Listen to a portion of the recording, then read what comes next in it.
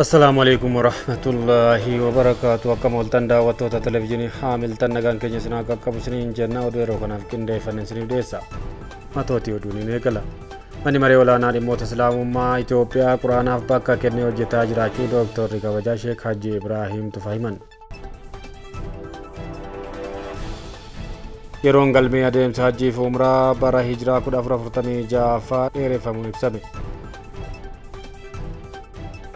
Baankiin hojii gamtaa Oromiyaa magaalaa Hararitti sagantaa iftiraa geggeesse. Gareen qondaaltota Yuunaayitid Isteet marii dhimma Yukireeniif gara Raashiyaatti male. Kunneen matootii oduu keenya guyyaa irraatii gara oduu bal'inaan qindeeffannetti ce'a. Manni maree olaanaa dhimmoota Islaamummaa Itoophiyaa Quraanaaf bakka kennee hojjetaa jiraachuu Dooktarri kabajaa Sheek Hajji Ibraahim Tufaa himan. Dorgommii Quraanaa biyyaalessaa wiixata dhufu gaggeeffamuuf dorgommii xumuraaf kan darban adda baasuuf calalliin magaalaa Finfinneetti adeemsifamaa jira. Pirezidaantii fi qondaaltonni olaanoo mana maree waliigalaa dhimmoota Islaamummaa Itoophiyaa calallii kanarratti argamaniiru. Dorgommii kana haasawaa baniinsaa kan taasisan pirezidaantii mana maree olaanaa dhimmoota Islaamummaa Itoophiyaa Dooktar kabajaa Sheek Hajji Ibraahim Tufaa manni maree olaanaa dhimmoota Islaamummaa Itoophiyaa Quraanaaf bakka addaa kennuun hojjechaa jiraachuu ibsaniiru. Dorgommiin Quraanaa akkanaa baatii Ramadaanaa keessa biyyoota alaatti akka gaggeeffamu kan ibsan Sheek Hajjiin manni maree olaanaa dhimmoota Islaamummaa Itoophiyaa Quraanaaf bakka olaanaa kennuudhaan biyya keenya keessatti dorgommii Quraanaa kana kan biyya alaa keessatti beekamu qopheessuu akka danda'e eeraniiru. Warri Quraana kabajan ulamaa'ota akka kabajan kan dubbatan pirezidaantichi manni maree olaanaa dhimmoota Islaamummaa Itoophiyaa beekumsa Quraanaa babal'isuu fi dhaqqabamaa taasisuuf xiyyeeffannoo guddaadhaan hojjechaa jiraachuu ibsaniiru. Quraanaa dubbisuu fi haffazuu bira darbee itti jiraachuu fi qajeelfama jireenya keenyaa guyyaa guyyaa taasisuu qabna kan jiran Sheek Hajji Ibraahim wanti hundi nagaadhaan akka xumuramu hawaasni musliimaa namoota dhuunfaa nagaa hin barbaanne kaayyoo dogoggoraa qaban irraa fagaachuu akka qabu dhaamaniiru. Rakkoolee addunyaa keenya keessa jiranii fi uumaman hundaaf Quraanni furmaata ta'uu waltajjii calallii kanarratti kan himame yoo ta'u abbootiin murtii shanan dorgommii kana dursan pirezidaantii mana maree dhimmoota Islaamummaa Itoophiyaa Sheek Hajjiidhaan moggaafamaniiru.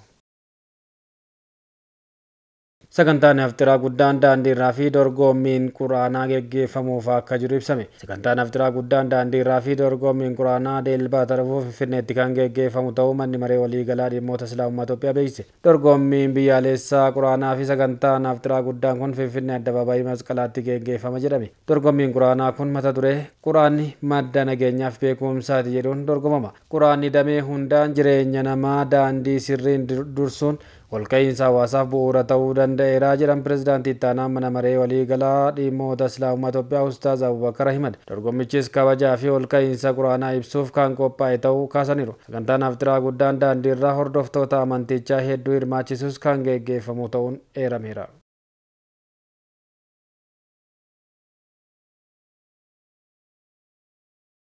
Yeroon galmee hajjii fi umraa bara hijiraa 1446 dheereffamuun beeksifame. Yeroon galmee adeemsa hajjii fi umraa bara hijiraa 1446 hanga bitootessa 20 bara 2017 dheereffamuu manni maree waliigalaa dhimmoota Islaamummaa Itoophiyaa beeksiseera. Adeemsi galmee dheerate kunis bitootessa 2 bara 2017 irraa eegalee hanga bitootessa 20 bara 2017 akka raawwatamu ibsameera. Yeroon duraan galmeef kenname gahaa akka hin taane uummata musliimaarraa gaaffii waan dhiyaateef kan dheereffame ta'uun ibsameera. Baankiin hojii gamtaa Oromiyaa magaalaa Hararitti sagantaa iftiraa geggeesse. Baankiin hojii gamtaa Oromiyaa dameen Kooppi baankii Alhudaa magaalaa Hararitti sagantaa iftiraa geggeesse. Kooppi baankii Alhudaan iftiraa waqtii barakaa Ramadaanaa bara hijiraa 1446 maamiltoota isaa magaalaa Harar fatarsiiseera. Magaalota biroottis bifa miidhagaa ta'een geggeesseera. Sagantaa iftiraa kana pirezidaantii baankii hojii gamtaa Oromiyaa obbo Darrabii Assaawuu fi hooggantoonni baankichaa kan biroo aangawoonni majlisaa fi mootummaa magaalaa Harar akkasumas maamiltoonni baankichaa fi hawaasni irratti argamaniiru. Haaluma wal fakkaatu baankiin hojii gamtaa Oromiyaa hundeeffama isaa waggaa 20ffaa yeroo kabajaa jirutti baatii Ramadaanaa sababeeffachuun damee Kooppi baankii Alhudaatiin maamiltoota isaatiif sagantaa iftiraa magaalaa Dirree Dhawaatti qopheesseera. Sagantaan iftiraa Dirree Dhawaa kun kan jalqabaa yoo ta'u magaalaa Hararittis musliimootaaf tarsiiseera. Sagantaan iftiraa kun kan itti fufu ta'uu odeeffannoon baankicharraa argame ni mul'isa.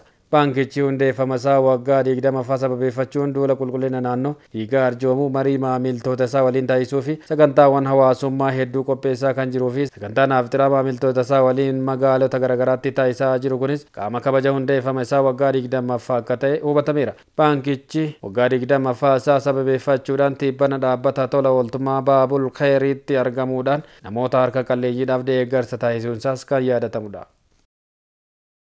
Manni maree olaanaa dhimmoota Islaamummaa naannoo Oromiyaa sagantaa iftaaraa fi galii walitti qabu qopheessuuf akka jiru beeksise. Manni maree olaanaa dhimmoota Islaamummaa naannoo Oromiyaa Ramadaana 15 jechuun Guraandhala 6 2017 sanbata xiqqaa dhufurraa eegale sagantaa iftaaraa hoteela Iskaayilaayititti kan geggeessu yoo ta'u guyyoottan sadiif walitti fufuun sagantaa galii walitti qabu ni taasisas jedhame. Sagantaan galii walitti qabu kunis kan taasifamu gamoo biiroo mana marichaa fi madda galii mana marichaaf ta'u qopheessuuf taasifamaa jiru ilaalchise akka ta'e pirezidaantiin mana marichaa Shegaalii Muktaar ibsaniiru. Manni marichaa erga hundaa irraa eegalee mana kiraa keessa kan jiru yoo ta'u tajaajila hunda galeessa laachuuf rakkisaa ta'uunis ibsameera. Kanaaf sagantaa manni marichaa qopheessu kana irratti uummanni musliimaa si'oominaan akka hirmaatu waamichi dhiyaateera. Sirna galii walitti qabuu fi hirmaannaa uummataa guyyoottan sadiif adeemsifamu kunis kallattii miidiyaa dhaabbataa fi miidiyaa hawaasummaatiin akka ta'es ibsameera. Ibsa har'aa kana kan kennan pirezidaantiin Maajilisa Oromiyaa Shegaalii Muktaar, itti aanaa pirezidaantii mana marichaa Sheekh Xaahir Abdul Qaadir dabalate koree ambaasaadarootaa galii mana marichaas irratti argamaniiru. Dameen dubartootaa fi dargaggootaa mana maree olaanaa dhimmoota Islaamummaa Itoophiyaa sirreeffamtoota seeraa dubartootaa mana adabaa Qaalliittiitti argaman deeggare. Manni maree olaanaa dhimmoota Islaamummaa Itoophiyaa damee dubartootaa fi dargaggootaa dhaabbata tola ooltummaa fi misoomaa Tooraa waliin ta'uun sirreeffamtoota dubartootaa Qaalliittii jiraniif dhiyeessii nyaataa iftaraaf qopheessee jira. Hooggantuun damee dubartootaa fi dargaggootaa mana maree olaanaa dhimmoota Islaamummaa Itoophiyaa Ustaazaa Faaxumaa Huseen qabeenya nyaataatiin alattis dameen kun Quraanaa fi kitaaba deeggarsa taasiseera jedhan. Ustaazaa Faaxumaa Huseen itti dabaluudhaan deeggarsi godhame kan jalqabaa miti jedhan. Koomishiniin manneen sirreessaa federaalaatti itti gaafatamaa giddu galeessa sirreessaa fi keessummeessituu dubartootaa Koomaandar Ayinaalam deeggarsa mana adabaa kanaaf karaa mana maree dhimmoota Islaamummaa Itoophiyaatiin taasifame galateeffachuun hidhamtoota dubartoota musliimaa mana hidhaa kanaan alattis barsiisota dubartootaa irraa barnoota Islaamaa fudhataniif karaan banaadha jedhan. Hooggantuun damee dubartootaa mana maree waliigalaa dhimmoota Islaamummaa Itoophiyaa fi hooggantuun dhaabbata tola ooltummaa fi misoomaa Tooraa aadde Nasraa Said miiltoowwan mana maree dhimmoota Islaamummaa kutaa magaalaa Akaaqii Qaallitti damee dubartootaa fi daa'immanii waliin ta'uun haala sirreeffamtoota seeraa dubartootaa Qaallitti daawwataniiru.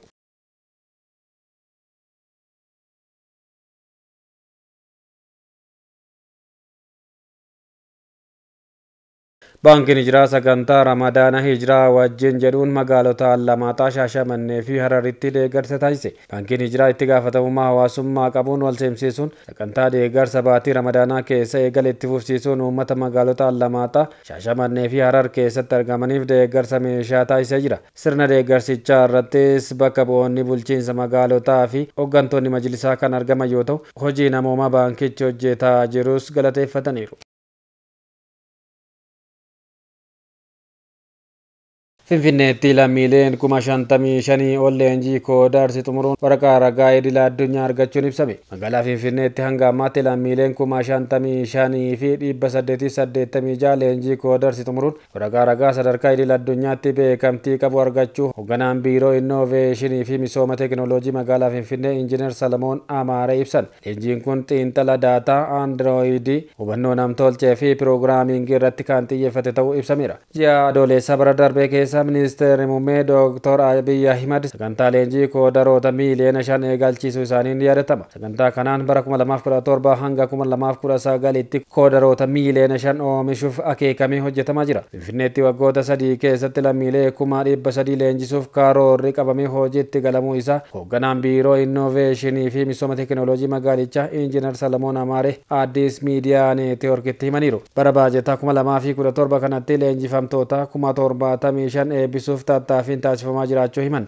Leenjiin kun saayinsii daataa Androidii hubannoo namtolchee fi piroogiraamingii irratti kan xiyyeeffate ta'uunis ibsameera. Finfinneetti hanga ammaa damee piroogiraamingii irratti namoonni 40,000 ol xiinxala daataa irratti 51,000 ol Androidii irratti 49,000 hubannoo namtolchee irratti 18,489 leenjii fudhachaa akka jiran ibsameera. Namoota leenjicha fudhatan 165,065 fi 99 keessaa lammiileen 55,000 1886 leenjii kana milkaa'inaan xumuranii qormaata bahumsaa darbuu ragaa sadarkaa idil-addunyaatti beekamtii qabu argachuu isaanii beeksisaniiru. Hanga ji'a waxabajjiitti leenjifamtoonni gara 20 ta'an ragaa ni argatu jedhamee eegama kan jedhan hooggantichi dargaggoonni ragaa kana fudhatanis beekumsa argatan hojiitti hiikaa akka jiran ibsaniiru.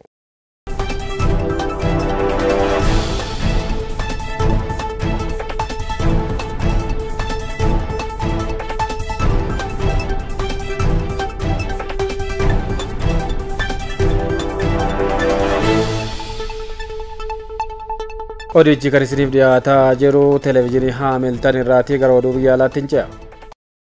Gareen qondaaltota Yuunaayitid Isteet marii dhimma Yuukireeniif gara Raashiyaa imale. Qondaaltonni Yuunaayitid Isteet akkaataa dhukaasa Yuukireen keessa jiru dhaabuun danda'amu irratti mari'achuuf gara Raashiyaa imaluu waajjirri pirezidaantii Doonaald Tiraamp ibse. Oduun kun erga Yuukireen walii galtee dhukaasa dhaabuu guyyoota 30 turu fudhachuu ibsiteet kan dhaga'ame. Qondaaltonni Yuukireen giitoota isaanii kan Yuunaayitid Isteet waliin Saawud Arabiyaa magaalaa Jeddaatti erga mari'atanii booda wixinee walii galtee dhukaasa dhaabuu Yuunaayitid Isteet dhiyeessite fudhachuu isaanii ibsaniiru. Ministeerri maalaa Yuunaayitid Isteet Maarko Ruubiyoo amma kubbaan dirree Raashiyaa keessa jirti jechuun dubbiin gara Raashiyaatti akka hafe dubbataniiru. Ameerikaan waraana Yuukireen kan dhaabbachuu danda'u marii nagaan qofa jettee amantii jedhan. Akka Kireemleen jettutti qondaaltonni Yuunaayitid Isteet gara Raashiyaa kan imalan yeroo pirezidaantii Puutiin naannoo Kursh daawwataa turanitti. Yuukireen bara darbe humna jabeeffattee fuulduratti socho'uun naannawaa Kursh to'annoo ishee jala oolchatte. Marii Jiddaa booda pirezidaantii Yuukireen Volodimir Zelenskiin ammaan booda Raashiyaan wixinee marii nagaa qajeelaa ta'e kana akka fudhattu amansiisuun ga'ee Yuunaayitid Isteet ta'uu ibsaniiru. Kireemliin hatattamaan waa'ee waliigaltee dhukaasa dhaabuu kana irratti yaada hin kennine. Wixinee waliigaltichaa qo'achaa akka jirtu ibsitee turte. Ammoo pirezidaantoonni lameen Puutiin fi Tiraamp bilbilaan waliin dubbachuu akka danda'an Kireemliin waan akeeku ibsiteetti. Gabaasni kan BBC'ti. Daawwattoota televezyiinii Haamiltan oduu guyyaa kanaaf qindeeffame xumurreerra. Odicha kan isiniif dhiyeessaa Yuusuf Warqii isaatii oduu birootiin hanga walitti deebinutti nagaan nu turaa isiniin jenna. Assalaamu alaikum warahmatullaahi wabarakaatuh.